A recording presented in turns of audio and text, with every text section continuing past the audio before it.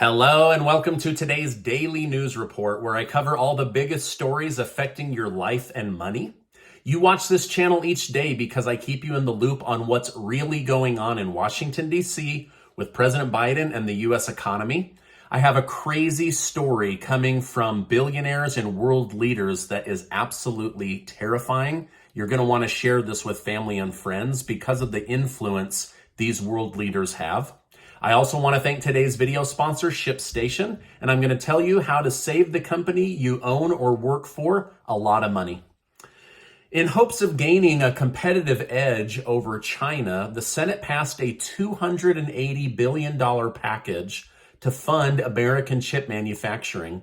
The purpose of this bill is to maintain an advantage on the global scale, as tens of billions of dollars will go towards scientific research to further U.S. technology. This bill is expected to pass the House and is predicted to be one of the biggest accomplishments of Congress in history.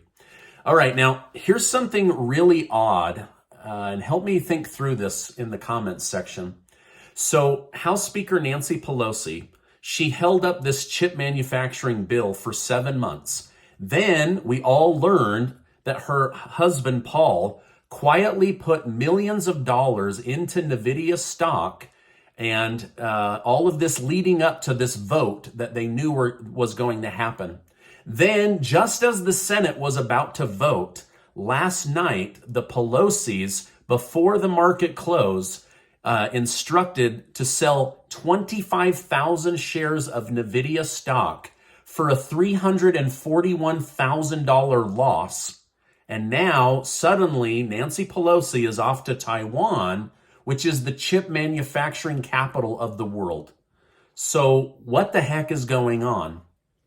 Why would the Pelosi's buy millions of dollars of stock, not execute when the stock was up hundreds of thousands of dollars, like quick profits in 10 days, and then suddenly sell for a $340,000 loss? Like, was this all a show? Did they purposely lose money because there's too much spotlight on them? What's going on? Let me know your thoughts in the comments. I wanted to let you know this just in case anybody in my community bought the NVIDIA chip stock company. It's still a great company. It's up 8%. Again, it doesn't make sense why they would sell at a $340,000 loss.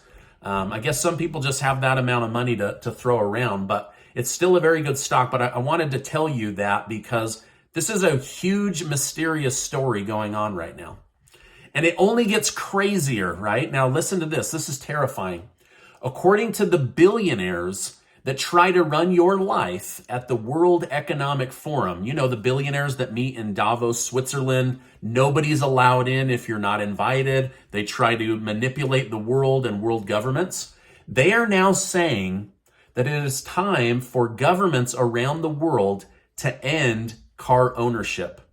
They say the only way to save the planet from climate change is for governments to seize control of property and automobiles all around the world and to create a global rideshare program where the government basically controls your ability to get around, take care of yourself, go to your job, have luxury opportunities, vacation, all of that. Basically, they want you to own nothing and be happy.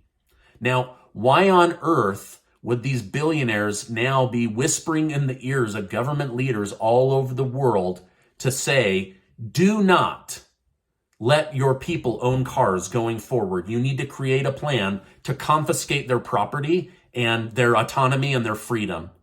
This is some pretty scary stuff. After 5 days of quarantine, President Joe Biden has tested negative for COVID twice. According to doctors, he has very mild symptoms and has beat COVID. But Biden went on to say, when my predecessor Trump got COVID, he had to get helicoptered to Walter Reed Medical Center. He was severely ill. Thankfully, he recovered. When I got COVID, I worked from upstairs in the White House. While it does appear the vaccine helped Biden avoid symptoms, some argue he probably suffered from a less aggressive form of COVID. After all, scientists tell us that Omicron is 90% less deadly than Delta, And so, these are the two in the media going back and forth at each other. But that's what Biden had to say about beating COVID. All right, now I have a lot more to tell you about today's news, but first, a word from today's video sponsor. So many of you have helped your company save money on shipping with ShipStation that they've asked to sponsor another video. The U.S. economy is off to a good start for many businesses that do shipping, and the habit of buying online isn't going away. High shipping and gas prices, however, have forced many businesses to get creative in order to save money. Right now, companies all across the country are looking for ways to save money, and I want to make you look good by helping the company you work for save money with ShipStation. Members of my YouTube community and the company they work for get a 60-day free trial by going to shipstation.com/Stephen Gardner. ShipStation makes handling orders and shipping needs affordable and painless. And did you know that over 100,000 businesses use ShipStation to ship and save money? So head to shipstation.com/Stephen Gardner to get your 60-day free trial today. Help your company compete by shipping more in less time while saving money. I'll make sure to leave a link below so that you can copy and paste it to your boss or manager today. All right, now let's get back to today's news update. According to the Washington Post today, the Biden administration is trying to pass legislation that would force medical insurance companies to cover abortions and gender reassignment surgeries for kids. Biden's Human Health Services Secretary, Behar, said, "This is the best way to protect LGBTQ rights." Now, many insurance companies say that they will be taking this to court as a legal issue because it could cause large increases in insurance premiums for everyone else. Now, we saw this last year when the government gave a big COLA increase only to take it back with a Medicaid increase due to a new Alzheimer medication costing $50,000 a year. So people saw their premiums go up for a new medical thing that had a very, very small population of people that would actually take advantage of that. Following the first batch of January 6th hearings, some argued that there was no smoking gun evidence against former President Donald Trump. However, this might not be true. There is a recent narrative in the media as of last night. Recently, it was found that federal prosecutors were questioning witnesses, which included aides to former Vice President Mike Pence in front of a grand jury. Some of the questions were about Trump, the actions he took or didn't take, which led them to believe that there may be something to prosecute. One of the arguments that came out is Trump has been saying that he authorized 10,000 National Guard troops to the mayor of Washington, D.C., and to the Capitol Police through the Pentagon. However, Trump is saying that those were turned down. But now, former Defense Secretary Christopher Miller said, this isn't true. Trump never ordered 10,000 troops. This is what he had to say. Obviously, we had plans for activating more folks, but that was not anything more than a contingency plan. There was no official message traffic or anything of that nature. So, who do you think is telling the truth? Did Trump order those troops, or is this a lie? Let me know your thoughts in the comments. Now, according to Trump's former Secretary of Defense, Kash Patel, Trump didn't and couldn't order the National Guard. He could only authorize their use to Capitol Police and the Pentagon. According to Patel, he was part of that authorization process. So, is this a game of word semantics, ordered versus authorized? Is this another witch hunt against Trump? Or is he lying about authorizing 10,000 National Guard troops to the Capitol that day? Only time will tell. However, host of The View, Joy Behar, who hates Donald Trump with every fiber of her being, these are her words, she watched the January 6th hearing and saw no smoking gun. She said, yes, they made Trump look like an idiot, but they didn't prove collusion or that he ordered a direct attack on the Capitol. She said she doesn't see the Department of Justice prosecuting him unless something really concrete magically shows up.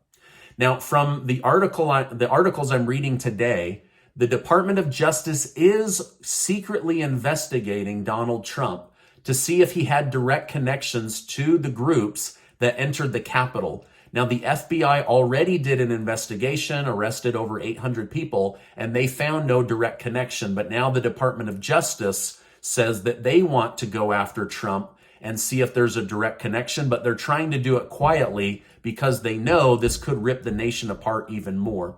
So, according to the articles I read, cell phones from many top White House officials have been seized by the Department of Justice earlier this week.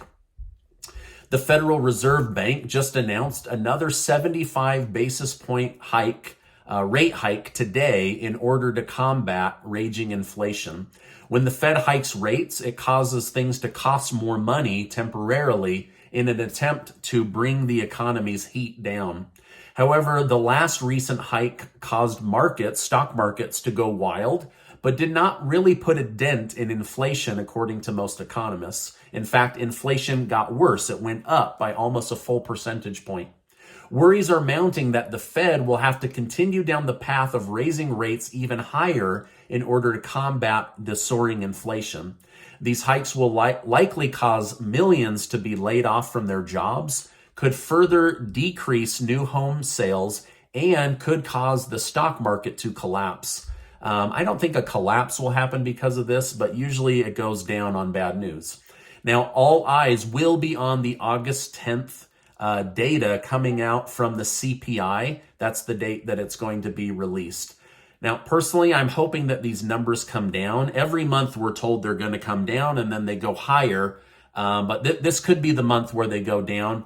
I'm just hoping and praying that's the case, because I know at least most of the people that I deal with, their wallets and their monthly budgets just can't handle much more.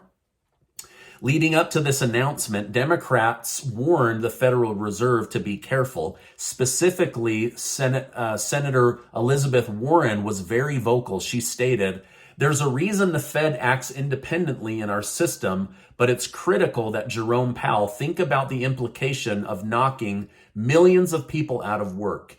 And she's not the only one. Democrat Senator John Hickenlooper stated, "These interest rates have long-term effects in terms of people building infrastructure and making long-term investments."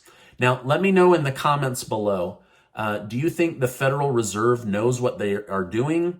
Are they in uncharted territories, or are they accidentally going to knock us further towards going into some kind of a recession?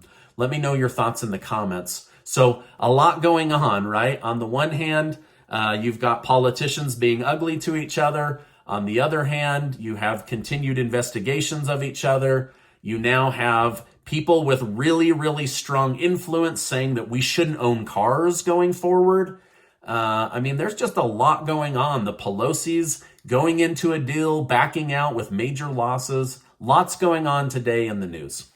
Now, before you go, I want to remind you that you are amazing. The month is almost over. Make sure to get your name entered to be one of the winners of the giveaway that Casey and I are doing, thanks to generous video sponsors. Also, copy and paste the ShipStation link right now. Send it off to your manager or boss. It will save them money and they will thank you. Hey, I appreciate you being in my community, and I'll be back on tomorrow with another video.